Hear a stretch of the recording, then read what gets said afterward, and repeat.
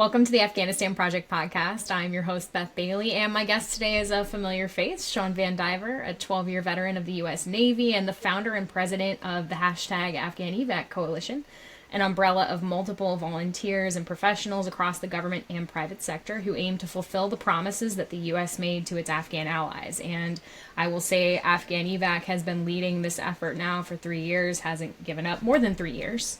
And as so many have in the past month, people are really concerned about what's going to happen with that effort when the new administration takes over in about 2 months now. So Shawn is here to present some of the goods, the bads, as we've been doing on this podcast for the last few episodes, talking about what to expect and the hopes we have for that new administration. So Shawn, thanks for coming today and sharing your expertise.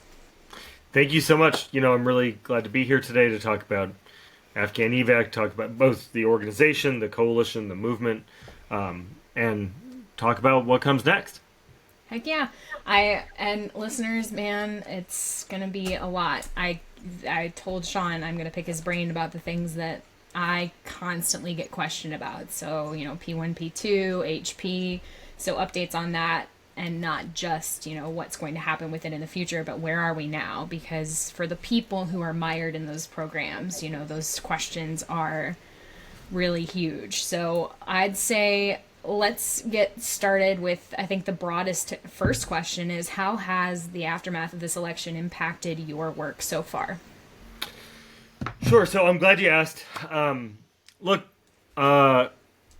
think it's so important that we acknowledge several truths, right? There's not yet been clarity about what's going to happen when an administration changes, right? Administrations get to set all sorts of different policy for the executive branch. They get to decide what's going to happen. And I'll come back to that in a moment. The day after the election, my phone, I had to charge my phone, recharge my phone 10 times. It fully charged and depleted 10 times because there were so many messages coming in. That was born of the uncertainty, right, of what comes next. And look, the truth is that we don't know yet. We are seeking clarity, and I have a lot of reason to hope. There's also a lot of reasons to worry, right? The last time the Trump administration took over, within just a few days, they implemented a travel ban for folks from several Muslim countries. And in fact, a lot of wartime allies were impacted. In fact, I met my buddy Lucky because I was hosting a press conference from an organization that I was leading at that point that said, hey, President Trump, you do what you do with your immigration policy. It's so important that you know that this policy, if there are not exceptions included, will impact the folks that stood beside us for several years of war. And that's how I met Lucky, who was the inspiration for Afghan Evac. They also totally, essentially wound down refugee processing and resettlement processing. And the way that resettlement agencies are funded is through the president's annual cap on refugees, right? So that the president sets the cap, and then they go down and they sort of mete out who's going to end up with which number of refugees all across the country, or which number of resettlements all across the country, and then that's how funding is then distributed, and then distributed according to the number of people that are going to be coming. The reason why the resettlement system was totally decimated last time is because they took that number down really low toward the end of the administration, which meant a bunch of people ended up moving on. But I also think there's reasons to hope, right? And a lot of the reasons to hope, one, President Trump understands loyalty. He's made that very clear. And these folks have been so loyal to us. And they've been loyal to people that President Trump cares about, service members and their families, and all those who served in this war zone for 20 years. Not only does he understand loyalty, he also has a healthy sense of competition, right? And he's made it very clear that he can do things smarter, faster, and better than presidents before him, or President Biden, who was after him. President Biden got 180,000 Afghans here. And the timeline looks like President Trump negotiates the Doha Agreement, gets the ball rolling on this. President Biden executes against the Doha Agreement. August is a shit show. Thereafter, the Biden administration does a pretty good job rebuilding all of these systems. I am not too proud to say that we had a lot to do with that, this cross-section of America, which we'll talk about in a second. And now President Trump's going to take over, and he has an opportunity to finish the job. We're already in a pretty good place with this relocation infrastructure that helps Afghans, thousands of Afghans, get here every month after strict security and medical and other vetting. And look, the truth is that there's a bunch of people, including on the Afghan evac team, who are going into the Trump administration that are coming from across this ecosystem who care very deeply about Afghans and about our wartime allies and about how we show up to honor those who stood with us. So, we've got both loyalty, we've got this infrastructure and this healthy sense of competition. Maybe the Department of Government Efficiency can make this go better, faster, smarter, with less waste. And then finally, we have the people, right? When the travel ban was enacted in 2017, there wasn't this wide cross-section from all across the American experience of folks that, one, understand how fucked up the immigration system is, two, care very deeply and have been breaking themselves financially, physically, mentally, intellectually for 3 years or more on this. And what Afghan evac and the broader ecosystem, the movement represents, is people from across every part of the American experience ready to continue working with the administration. And we've been reaching out, and we've heard like murmurs and rumors, but I'm here today to challenge everybody who's listening that's going to be in the Trump administration. Make sure people know what your intentions are. At Afghan evac, we focus on reducing uncertainty, increasing throughput, and maintaining urgency. And there's a lot of uncertainty out there. People are very worried. So tell us what's going to happen. And the big ask is, one, commit to keeping it going. Two, make an exemption for Afghans in any of the immigration actions that are coming. This was legal immigration, these folks coming here. So make exemptions, make sure these people are taken care of.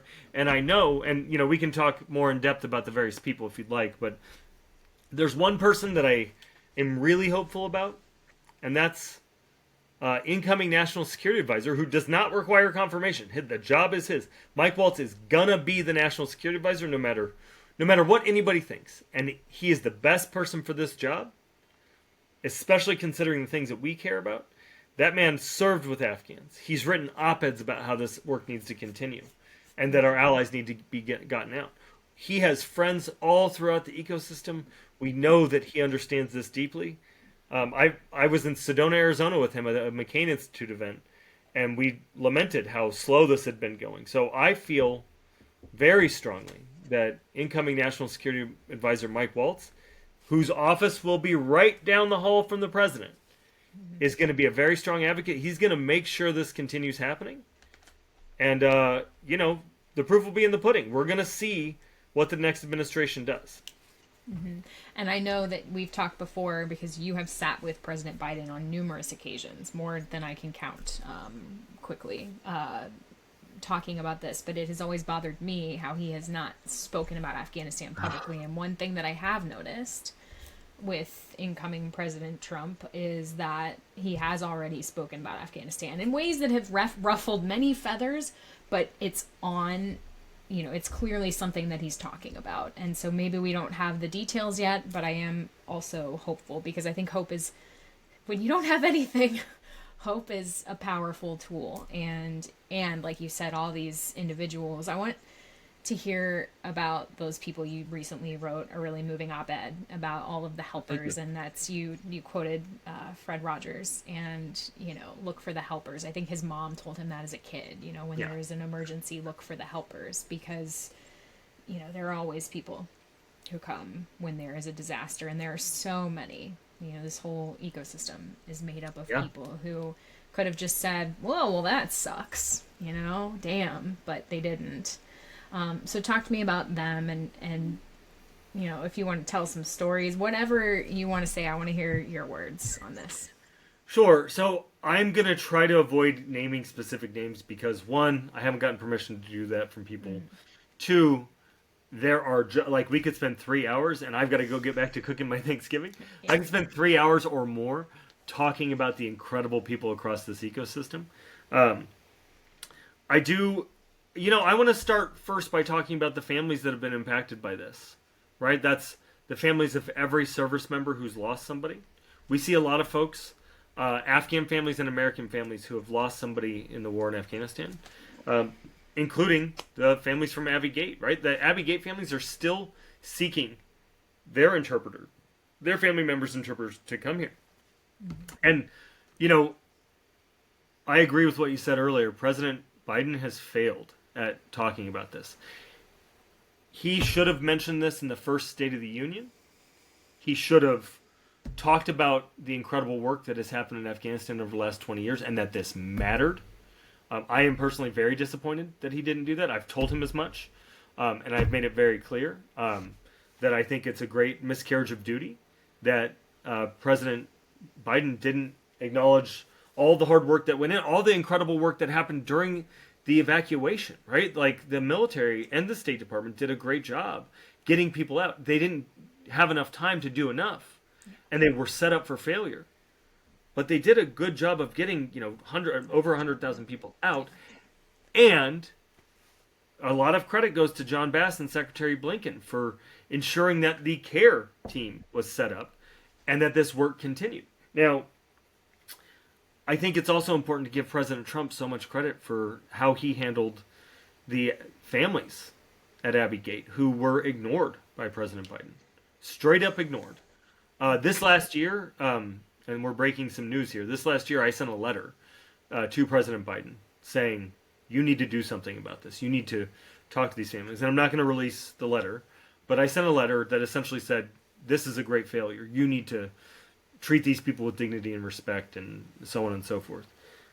Nobody had to send a letter like that to President Trump. Incoming National Security Advisor Mike Waltz told him about these families. He took them down to Mar-a-Lago. They were at the RNC. President, one reason I have a lot of hope about this ongoing is that President Trump spent 6 hours with those folks, which is what a president's job is. Not only commander-in-chief, it's consoler-in-chief. And he knocked that out of the park with those families. Getting out of government and out of, people that you see in the news, I am so floored by the extraordinary cross-section of America that's working together on this. Folks from every political stripe linking arms, and for the past 3 years, just taking it upon themselves, looking around and realizing, God, if not us, then who? And that's scary, right? It's infuriating, and it's scary, but it's so incredible. There's a grandmother in Rochester who, at her kitchen table with her grandkids running around, helps all of these various SIVs and others navigate their stuff. And I don't want to say her name out loud. She's very shy. Rochester has a lot of folks. There's folks in Atlanta and folks in St. Louis and folks in Minnesota and folks in Oregon and folks in Florida and folks all over the DC area, all over the San Diego area.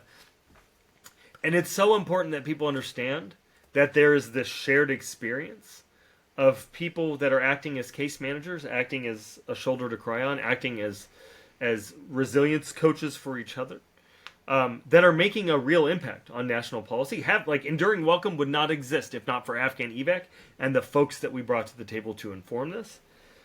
And these are just regular folks. I'm just a regular dude too. Yeah, I've run around politics here and there, and I'm noisy.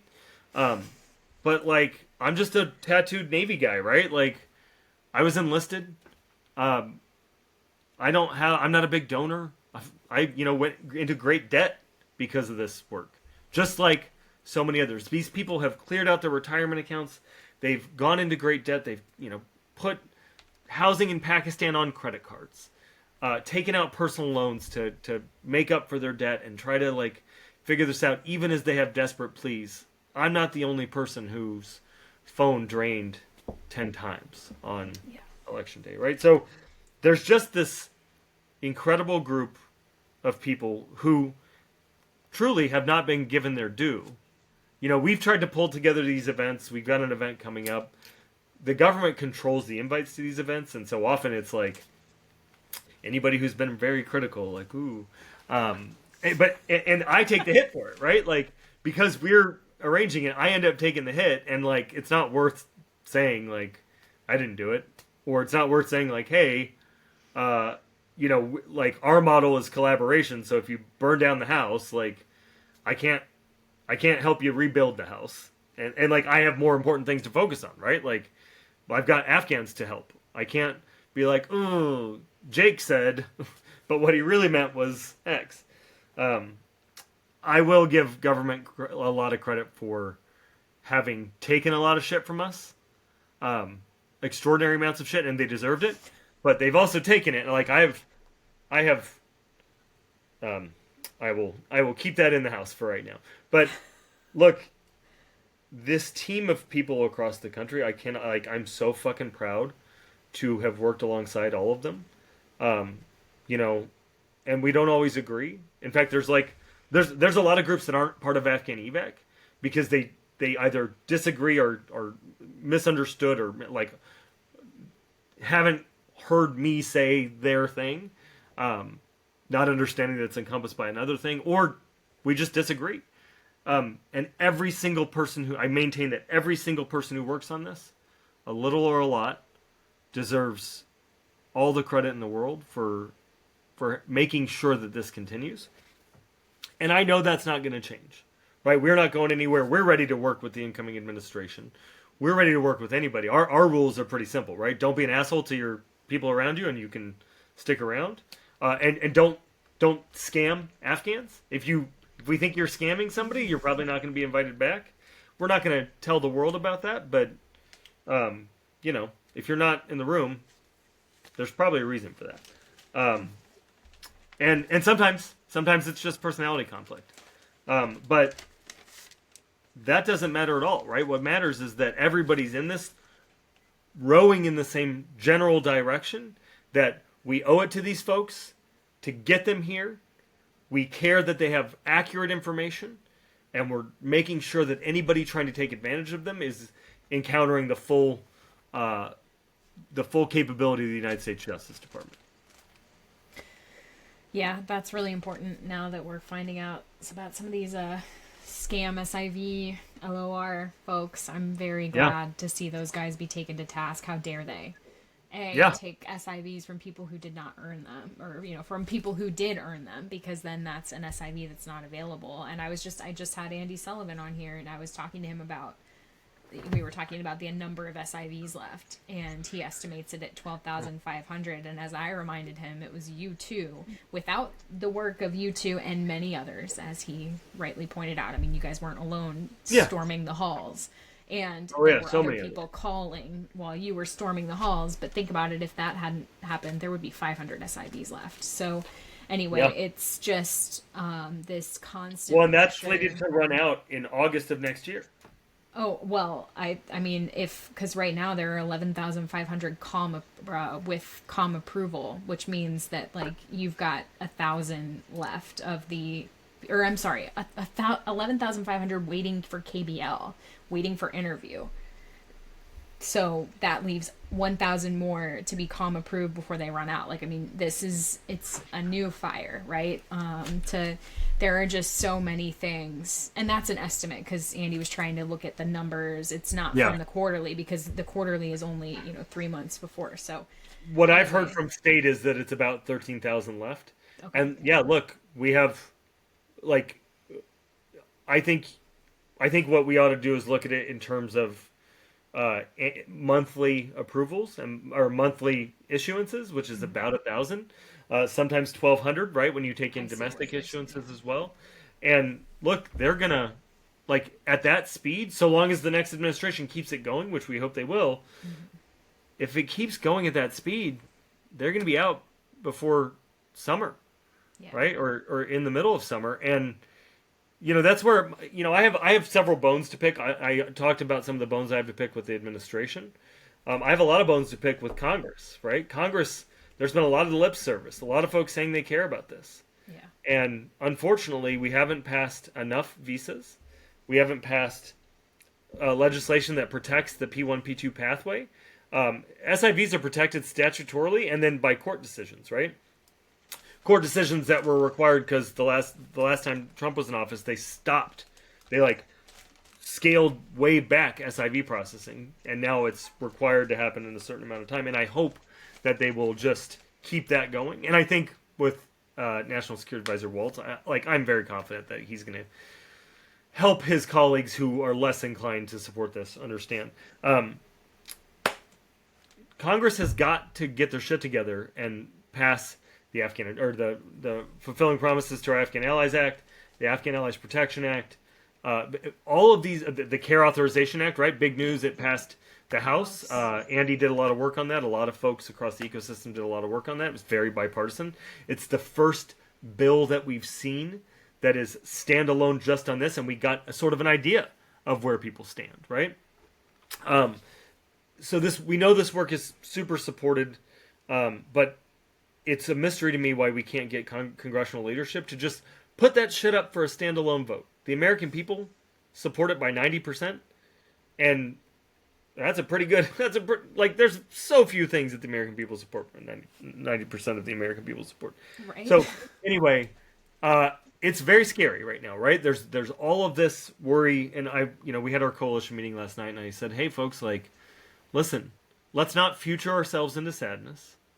There's no reason to believe, there's every reason to believe that this time is different than the last time. And that there are people who have, Marco Rubio, I understand, is a big supporter as well, right? There are people that are going to be in power that care about this just as much as we do. And we cannot allow the idea to permeate that this issue is anything but a strong bipartisan issue, not at all subject to the shifting winds of politics, right? I'm a Dem. I come from, I've worked in Dem politics for a long time. So many of my best friends in all of this are people that are staunch Republicans. We agree on so little, but man, do we agree on this, and this is such a good opportunity to work on this. And people are grown-ups. People can work together on things, and we've proven that, and both in and out of government. So I there's a lot of hand-wringing going on. There's a lot of worry in the current administration. Oh, what's going to happen? There's a lot of worry across advocacy groups. But, one of our members last night, who's a Marine, she gave this incredibly rousing, hey, get your shit together, everybody. And I couldn't agree more with it, right? Hey, stop manifesting this bullshit. This is a good, we're going to be fine until we're not going to be fine, right? Don't start freaking out about something that's not real yet. Keep it in mind and have plans for it. But don't do a disservice to the incoming administration by assuming they're going to fail us on this. I won't do that. I am assuming that of the various things that I care about politically probably aren't going to be served by this administration, but this thing, I have a high degree of confidence, and I'm really looking forward to an opportunity to work with them, to talk with them. And I'll be in D.C. next week, so I'm hoping that there are opportunities. And one thing I want to make a plug for is if you're listening to this and you're friends with or in the incoming administration, call me. I'm real easy to get a hold of. Shawn at afghanevac.org, SHAWN. And also, anybody who's worked on this, anybody in Afghan evac or out of Afghan evac, we want your oral histories. We want to know what's gone on. We want to hear from you what's happening. So afghanevac.org/oral-history. We want to hear that. And that includes you, Beth. Hey, we're going to put you on the other end of the interview. Oh, I love it. I don't have any problem with that. I think that's really important because so many people have been doing this quietly or haven't, and yeah. I think it's really important to document just how far-reaching the impact has been, how many people have been involved. Yep. All of that. And we're interviewing everybody from top-level government folks in the current administration, and we hope in the next, mid-level government, like government throughout, but like every level there, and every level from leaders of organizations, long-standing organizations, to leaders of brand new organizations, to mid-level folks, to folks that are just grinding it out, right? We want to hear from everybody. We're interviewing Afghan diplomats, Afghans who are coming. Like, it is so important that history knows what happened here and a real view of it. We've gotten agreement from the State Department historian to include it in the National Archives, which is a big deal. Right. And we'll be sending it to the Library of Congress as well. That's awesome. Yeah, that's the kind of and we are thing putting it that on YouTube too for anybody who wants it. Cool. Yeah, I remember being at the Library of Congress doing research for my honors thesis and having, just the amount of information they have there. It's so cool to think about that being part of that collection. I hope you can get it there. And the National Archives too. I mean, how many times have I looked at like the Veterans History Project? And you can find so many amazing details of people who served. And it's not that, it's not a history book. It's personal. It's their stories. At some level, there's the uncertainty of those stories, but then when you see them in collective, you get to see I am very intrigued. I want to see all of it. So that is so cool. I want to ask you, I know you wanted to talk about what it means to be a wartime ally. So I'm opening up the floor to you to kind of talk about that in the way that it makes, Sure. your thoughts. So I think before all of this happened, if you asked somebody, even in the know, what a wartime ally looked like, they would say special immigrant visa, right? The reality is that the special immigrant visa is a shit program. Congress built it terribly. The onus is on Afghans. It invites all of this, questionable stuff. We've got a really good mechanism for vetting it, but it takes too long because of that, right? And the definition's very narrow. There's a bunch of people that end up getting left out, including folks that served alongside our special operators, right? Afghan special forces, people from Afghan government who are now in danger because they believed in the idea of America, tried to implement a democracy, etc. So what I really think is important for your viewers and your listeners to understand, and especially the new administration, is that wartime allies, the definition includes both special immigrant visa applicants and eligible people and refugees. Refugees encompass our family members that are, separated, folks that were separated due to our neo or for whatever reason are separated from their wives, their daughters, their children, their husbands, etc. It encompasses the family of our U.S. service members who are still there. It encompasses all sorts of different people that are important and that are at risk because of something that we did or something they did in support of us. So it encompasses aid workers and journalists and all of these different people. And I think it's so important. I mean, that's why it's so important that the incoming administration make sure that they keep, for example, the Population, Refugees, and Migration Bureau intact at the State Department. Even if it's just to serve that population or just to serve the populations that are important to them, it is important to not do away with these institutions that are uniquely situated to serve those populations. It's important that we keep the systems flowing, because if there's a huge danger, what we are mostly worried about is an unintentional impact on these programs because they were trying to get at one thing and didn't realize that clicking box A meant that Afghan B over here could not now come. Yeah. So yeah, look, I know that there are so many people, especially our special operators, who care deeply about the people that they served with, pilots, people who went to the special operators Q course to in effect become Green Berets, are going to be left behind if we don't keep that going. And right now, Enduring Welcome allows for them all to be referred into P1, P2. The Afghan Adjustment Act, now Fulfilling Promises to Our Afghan Allies Act, allows for them to be sort of as a category referred to as P1 or P2, which was Senator Tom Cotton, who cares about this and knows about this, negotiated that. He didn't want them to be eligible for SIV. He wanted them to be eligible for P1, P2. And so it's so important that folks know that, and know that right now, if you are tracking somebody that you served with, you can refer them in as a P1, P2. Wow. And you can, and that's been true since August of 2021. I think there's some, number of people that don't quite know that. And for folks, if you're listening, if you go to afghanevac.org/resources, we have a litany of resources available, including a case management guide that tells you sort of how to do this legally, so you're not putting anybody at risk. We have an interview ready guide. We have a P1, P2 specific guide. We have a passport guide.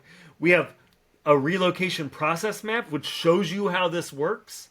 We also have a family reunification guide that shows you, if you go to afghanevac.org/reunification, it shows you every single reunification pathway.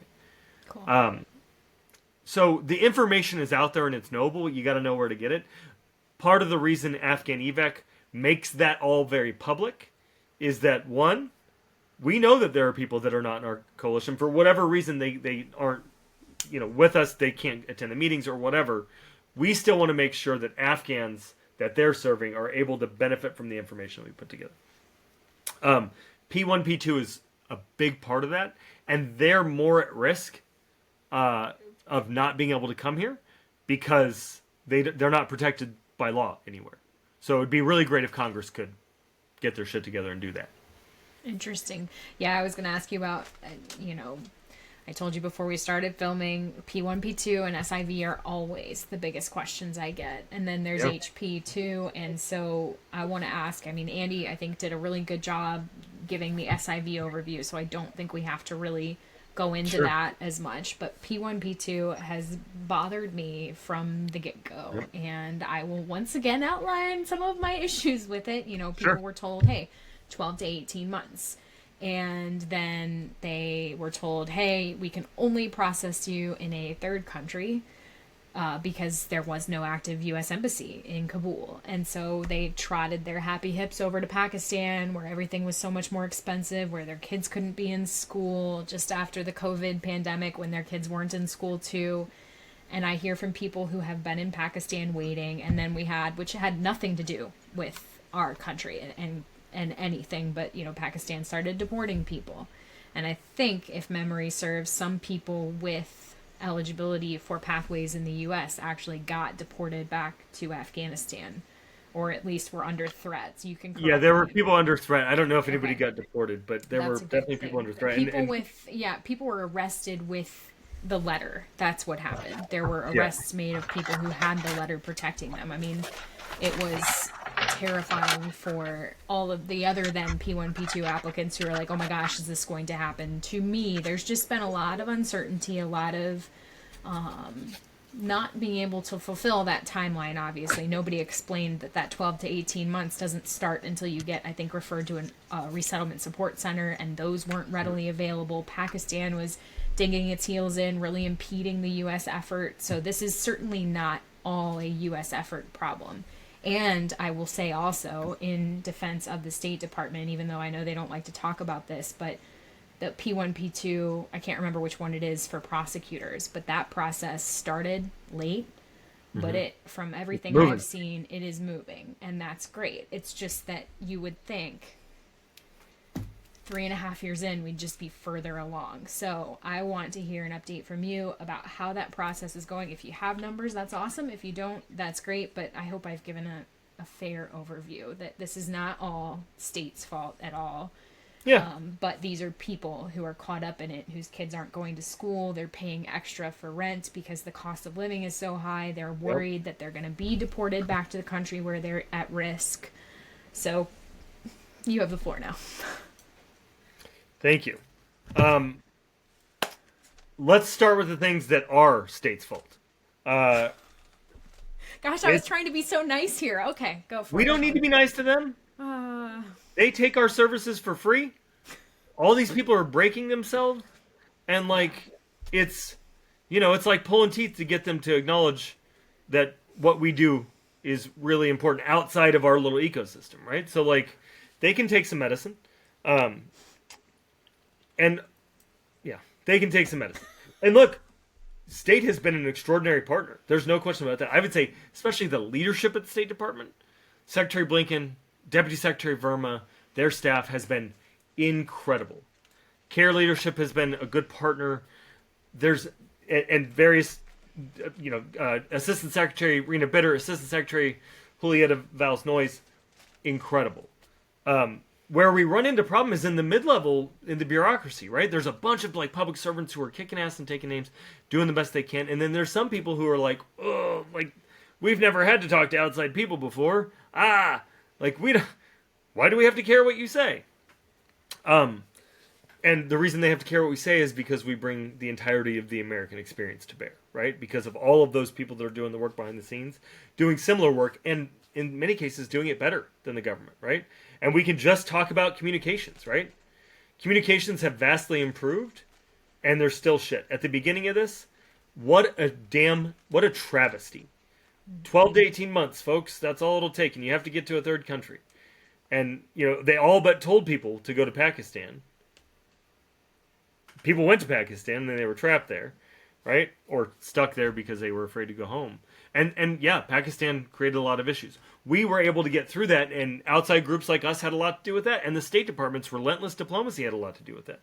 But they didn't have to have shitty comms. They don't still have to have shitty communications. And yet, it's really hard to get a status update on P1, P2. We have afghanevac.org/P1, P2, all lowercase. That allows people to check and see if they don't have an ARR number. It's about a month turnaround. But how embarrassing that there's no system set up for people to check, right? And we hope that they're building that, but it's not quite done yet. Also, there's no good reason to keep secret statuses on your processing, right? You should be able to check and get a real answer, not a form letter.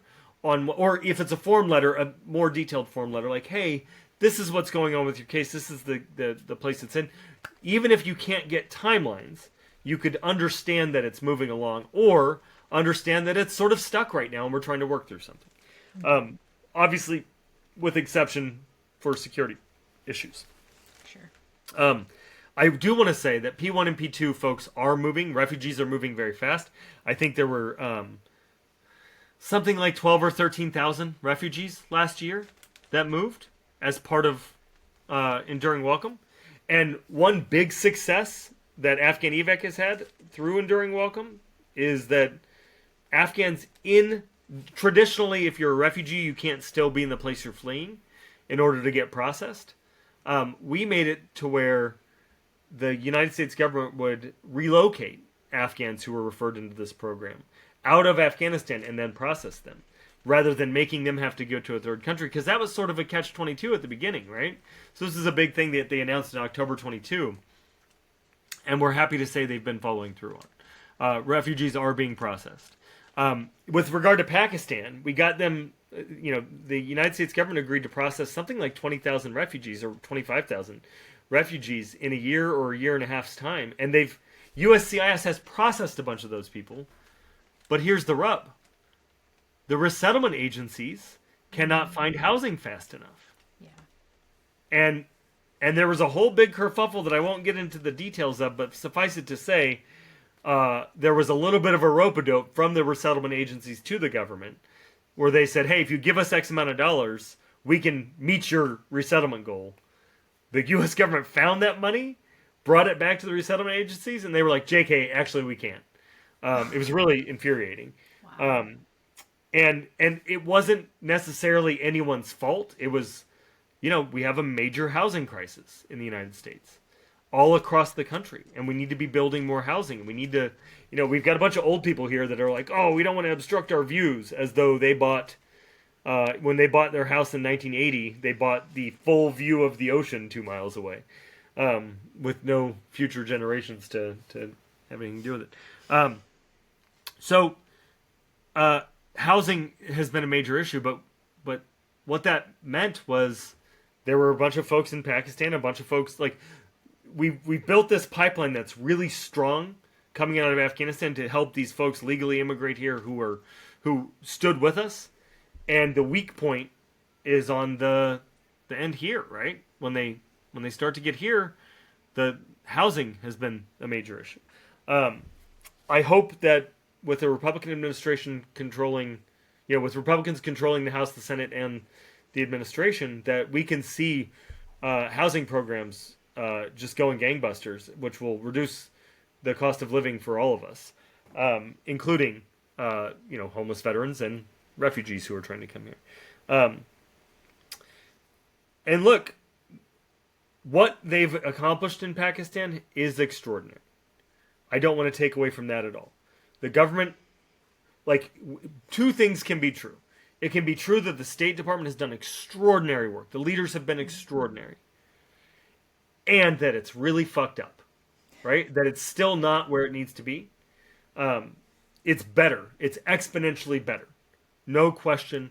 And we owe such a debt of gratitude to the government workers who put their head down, take a bunch of shit from us and other people, and see in the news half stories, right? Because they can't tell you the whole story. If you go and ask State Department for something, they, a lot of times due to privacy or due to security or due to whatever, they're not going to tell you all the things, and so they take it on the chin. And I have a lot of respect for the folks that have been, plugging away, working their asses off on this. And it's also true that more can be done. And the accomplishments of this administration are many and, myriad. But there's so much more exciting things that can happen in the next administration who have a higher risk tolerance, right? Who are more willing to run through a wall to get something done that they believe in. So I'm hopeful that will happen. Now, let's talk about humanitarian parole. Yeah. The next administration is not a fan of humanitarian parole. I would not expect humanitarian parole to be a viable pathway. It's not really been a viable pathway for people. And it's never supposed to be an immigration pathway. Folks were encouraged to apply, and a lot of Afghans spent a lot of money. And, we asked the administration to refund that. They never did. It's a great failure, I think. And, it's 2 months expenses for one humanitarian parole application for one person. My buddy on my team has 23 in for his family. It's a travesty. And also, the answer isn't fuck this administration. With an eye towards what might come, they were trying to make sure that there were legal pathways, durable pathways for people to come here. Yeah. It's a decision that they made. I don't know that it was the right decision, but I do know that the next administration is not going to be friendly towards humanitarian parole. They've told us as much. This has been a big sticking point in a lot of the legislation. Republicans really wanted to remove that authority. I would expect that authority will be removed. And I hope that if it gets removed, it comes with wholesale changes to our immigration system that make legal immigration much easier, especially for people who stood with us. And that brings me to another point about SIV being shit, right? The SIV program is trash. What we need is a program for our wartime allies, for folks who serve the interests of the United States, to be referred in by government, and it needs to start when their employment starts, even if it's a year long, right? You apply for the job, all your information is here, and you have ongoing vetting, ongoing everything. There's no visa cap on it, right? There's no cap. There shouldn't be a cap. There's no cap on the number of lives that our military lays down. And these folks serve alongside them and diplomats who also lose their lives, and our intelligence community who also lose their lives. So if these folks are working together with those folks, they deserve to be able to swiftly flee the danger that they're in with no cap, no arbitrary cap. So it should come with quick access to the country, rapid adjustment of status to permanent, and resettlement benefits, right? And I think there's no small number of folks that would apply to, people who work in our embassies around the country, and they could just get rid of the special immigration visa program altogether. After it's been replaced by something that's durable, stands the test of time, and the onus is not on the vulnerable people who are trying to get here, right? How the fuck is Abdul supposed to find his certificate of appreciation and, contact information for John from 20 years ago? It's bonkers. Yep. It's absolutely fucking bonkers. Totally agreed. And, I will say, I want to add on HP. I never thought about this at the time, but, HP applicants, when they get here, they don't get access to resettlement funds.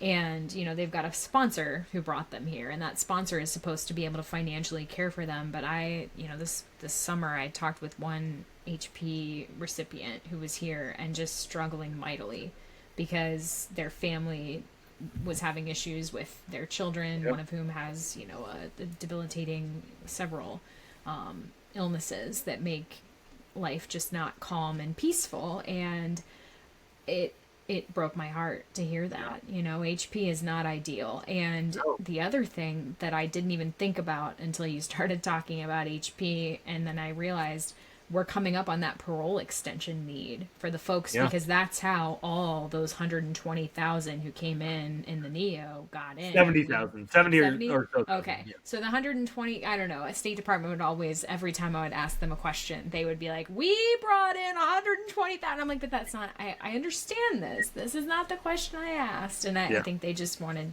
anyway. Those people came in on HP, and there has already been one extension because it's 2 years. You get parole for 2 years. It's not a long-term, citizenship pathway. So what do you see as the future of that parole extension? I mean, do you think that could be impacted? And, how is that going to work in your mind? So a few things, right? It's important that, and I really hope everybody listening hears this. It is so important that every single person who's here has an application in for asylum, adjustment of status, any sort of pathway that they can use to get to durable status. It's so important. This isn't legal advice at all, but it would be unwise to have humanitarian parole be the only thing that you have going for you because you're waiting on SIV adjudication. Right? Or for any other reason, right? Because you think the Afghan Adjustment Act is going to pass. The safe bet with Congress is always that they're not going to do something. And it's so important that people, get their application in for asylum. They get whatever it is, talk to an immigration attorney, do what you can to seek permanence through any pathway. Don't do illegal things. Don't leave the country. But in the worst case, I think there's only a few thousand people who haven't done anything but gotten their adjustment of their parole extension. Okay. So it's not like there's tens of thousands, right? There's a few thousand, but those people need to, and each of those people have received an email from USCIS that says, "Hey, we understand you haven't done any of this yet. It would be wise to, here's how you can do it. So check your email, Gov Delivery." Second, it could be canceled. And if it's canceled, then they're here illegally. And if there aren't exemptions for Afghans, they could be detained and their entire lives can be changed. For those folks who do not have any protection here, it is not wise to hope is not a strategy. And I'd say, so I don't know if the next administration is going to do an extension. I don't know if they're going to cancel it. We don't know what's going to happen. But that gets back to why you're going to hear us a lot in the press. I'm going to talk to anybody who will ask, anybody who will talk to us. The posture has changed from trying to keep it low profile. We understand that the relocation ecosystem is more durable now, and we can talk about things that are happening, the outcomes, right? People that are getting here. We are not going to talk about how people end up getting out, where they're coming from, where the flights are going, any of that. And none of your listeners should either. But what we can talk about is thousands of Afghans are showing up here. They're making our communities better, and it needs to continue because we didn't put a box around their service, right? We didn't put a box around how many of them we asked to serve or how long we asked them to serve. So, I don't know what's going to happen. I hope that the next administration will, one, clarify what their intent is, Seek counsel from the wide cross section of America that's been working on this hand in hand with government. Seek counsel from everybody, right? There's a lot of different people. What we find is there's varying degrees of in-depth knowledge on this, and there's a lot of misperceptions out there, even from well-intended folks. And like there were a lot of folks that didn't know that you could refer Afghan special forces that you served with into the P1 program. There were a lot of folks that didn't know that those folks could be relocated from Afghanistan. There are a lot of folks, because State Department doesn't communicate about it, that don't know that there's a program for judges and prosecutors, right? Like, there's a lot of things that people don't know, and they don't know that they don't know. So it's so important that the next administration seek counsel from everybody and then make it clear what their intent is. They have got to do that. And then the administration is going to set the policy that the administration sets. Our job is to make sure that they understand the impacts of that and who cares about it, right? That they understand that if we want to see change, we're going to come and talk to them about it. And we hope that they'll engage with us in a productive manner. And I believe that they will. We see Elon Musk engaging with Secretary Buttigieg on Twitter or on X all the time. And like he'll say something, Secretary Buttigieg will say, "Hey," and like good on Secretary Buttigieg, right? Like, "Hey, here's what it's looking like," and then Elon Musk will either say, "Oh shit, that's real," or "No, I still disagree here," right? And he's going to be in the administration, so like that sort of approach where you're not afraid to engage people that disagree with you, I think, is a hallmark of a healthy administration at any time. That is all good to hear. I know you are making your Thanksgiving dinner right now, even though this is going to be probably... people are like, dude, Thanksgiving was forever ago by the time this comes out. But I want to ask you one last question. You wanted to talk about what listeners can do, and I would like to let you talk about that and give us some ways to positively use. I think that honestly is the best thing. If you're feeling anxious right now, if you're feeling whatever, what can you do? What will make an impact so that you don't just have to sit with those feelings and you know that you're doing everything you can? So what can listeners do? Number one, call your member of Congress. Make sure they know that you care about this. Number two, we're going to have a sign-on letter coming soon. It may be out by the time this is going. I don't want to get too in-depth, but making it clear that a lot of people around this country care about this work and want to continue seeing it going. So watch our social media for that. If you have some extra cash laying around, donate to organizations you care about. We, of course, would love donations to Afghan Evac, afghanevac.org/donate. There's a lot of other organizations that are worthy as well. Look around, make your donations. And number four, be civically engaged in your community with your resettlement agencies, with the other organizations that are doing this, with your local and state government. Civic engagement has been the power that we've all had, and it's worked really, really, really well. So do those things and hit us up. If you have questions, go to afghanevac.org. There's a ton of good information there.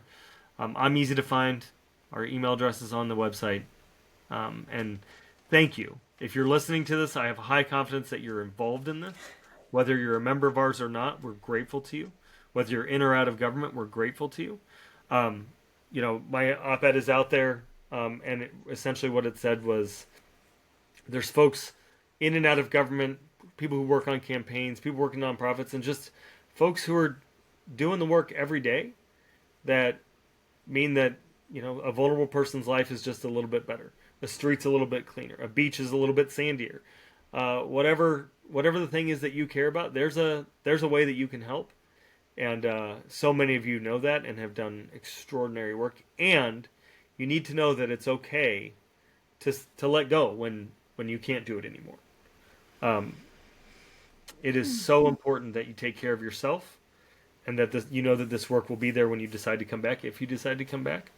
And we're just so grateful for every bit of yourselves that you've given and that you'll continue to give.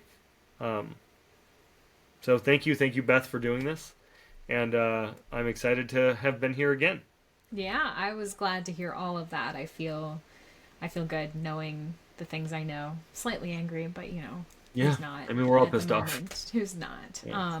Well, I want to close out by just telling Afghan listeners again that this podcast is made richer with your stories at the end, and we don't have one for today, but I always want to include Afghan voices in this podcast. So if you have something to share, send a letter to the show address, which is the Afghanistan Project Podcast at gmail.com. Shawn, thank you again for updating everybody on these situations and, talking about all these people, this whole network of people who have really upended their lives for the last 3.5 years and are willing to continue doing it because this matters so, so much. So thank you for coming on today. Thank you. We'll see you soon. All right, Tasha Kaur, everyone, and hope to see you soon.